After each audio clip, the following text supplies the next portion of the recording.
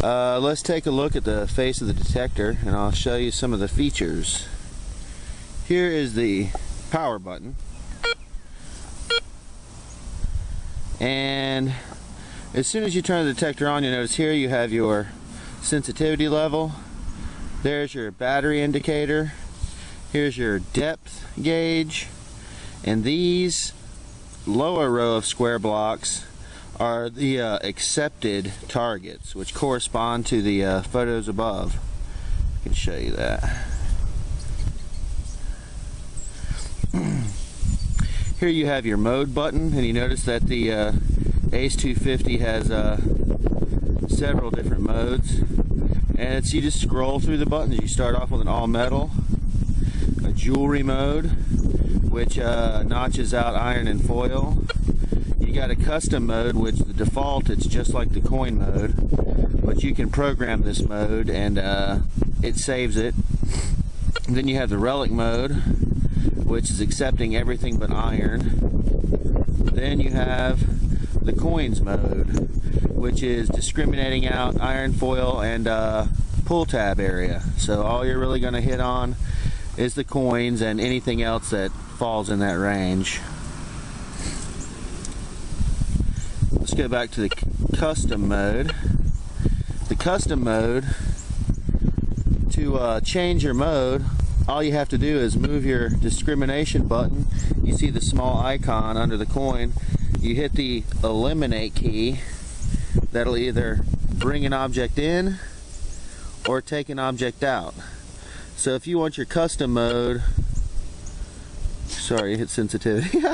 If you want your custom mode to include just above the foil range, click that, enter it. If you want to put another notch right above nickel, enter that. You can still leave off pull tab.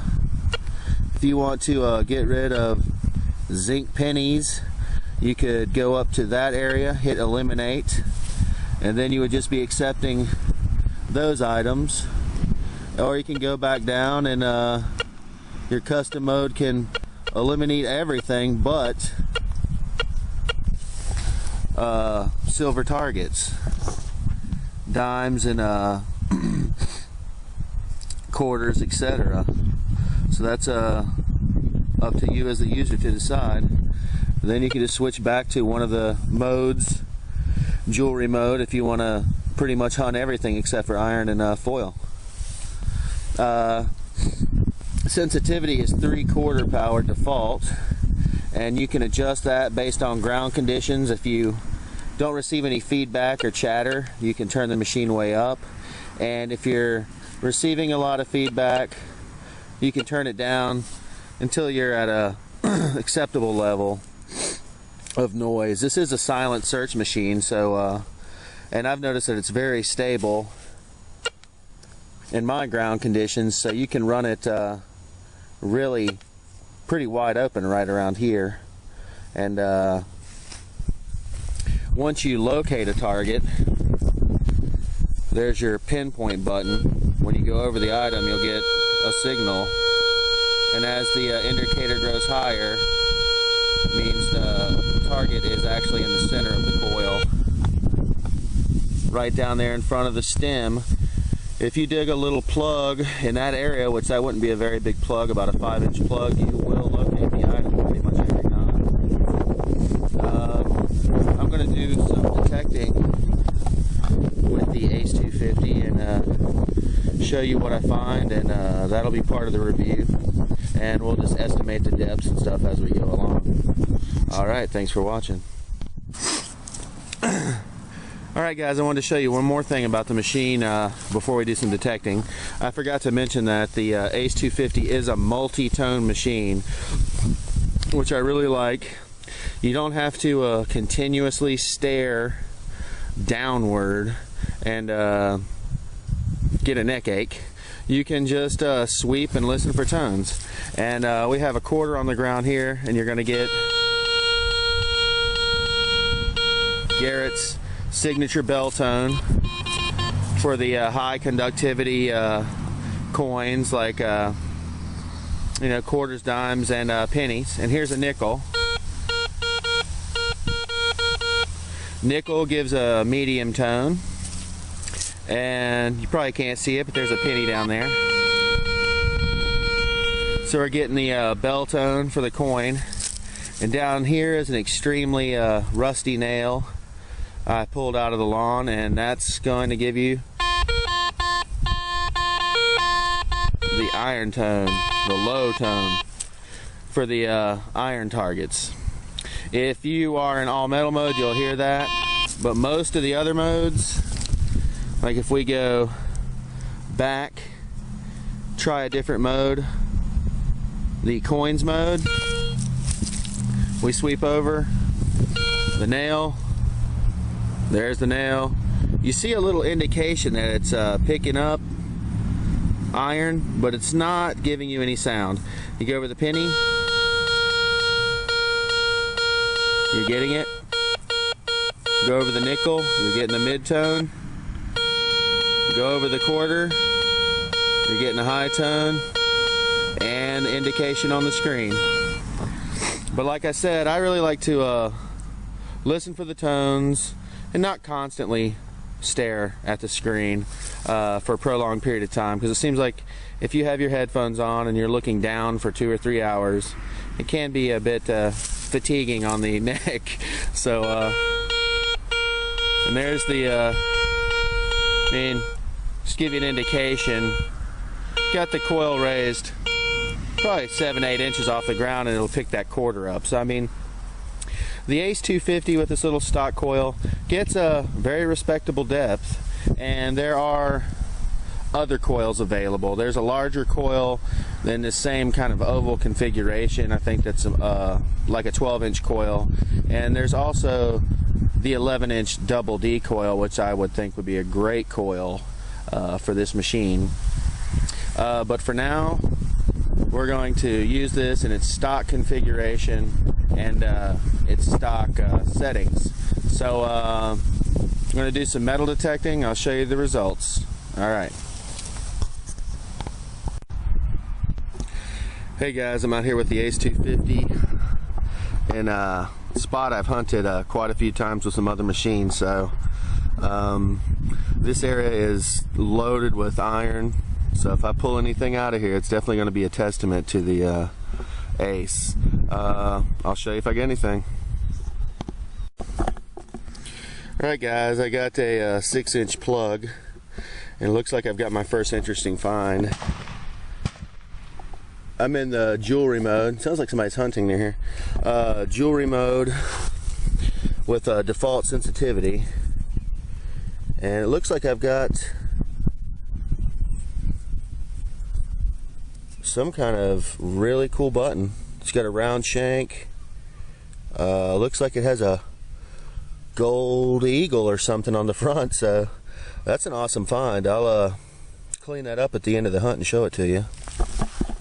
This site is so heavily infested. One tip is, if you get a bell tone, just keep, sometimes it can be a little bit of an iron falsing, but if you keep sweeping and it repeats itself pretty frequently, I'd go ahead and dig it. But I'll show you if I find anything else. I've got a better tone here, so I'm going to dig this one on camera. Getting the high bell tone. I didn't really pay much attention to the meter. Mostly listen for the tones, and seems like we got something in the plug here. Well, there's our big high tone. Bottle cap. Show you if I get anything else. Alright guys, I didn't dig this one on camera, but probably about 3 inches. I got a good tone. Looks like I got pretty crusty green wheat scent. I'll show you if I find anything else. Alright, right at about 6 inches in the plug. Had a little bit jumpy signal. Another wheat penny. I'll clean it up and show it to you at the end. Alright guys, I only got to hunt for just a little while. The wind is blowing like crazy, and it started raining. So when I get back home, I'll clean up those few finds and wrap up the review. Alright. Alright guys, I'm going to show you some of the finds from today's really short hunt. I got some clad, nickel, a zinc penny, and 3 dimes. Then there's this really old, looks like a cuff link, and it's bent. And you can tell it was obviously some kind of plated material, but I think it's, you know, extremely old. That was really neat. And some kind of interesting piece of metal here with a pattern on it and a small hole. Maybe it was some type of jewelry or something. But well, it's kind of cool. And then here's a little what's left is some kind of small pendant. Looks like a little basketball. And here's a very old button. This is like 100 years old. I looked it up. It's got something like Hartzman, Philadelphia, and I checked that out on the internet, and these were made from late 1800s to early 1900s. So they still make a button like this today, but it has a different manufacturer. So that's a pretty cool find.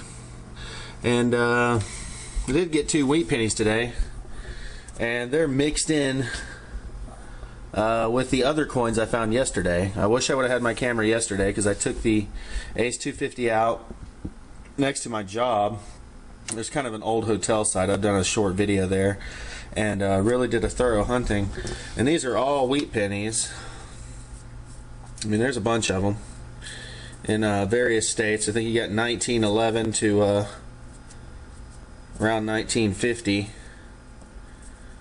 So there's yeah, get 11 of those.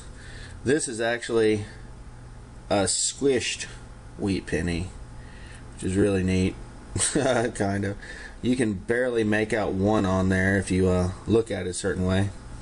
And then over here, actually got a couple of Indian heads. 1896 Indian head, and it's in pretty good shape. Love those Indian heads. And this Indian head actually looked better before I cleaned it. It had decent detail, and I think cleaning it messed it up. It was 1906, and now you can just barely see a date. But those are the finds.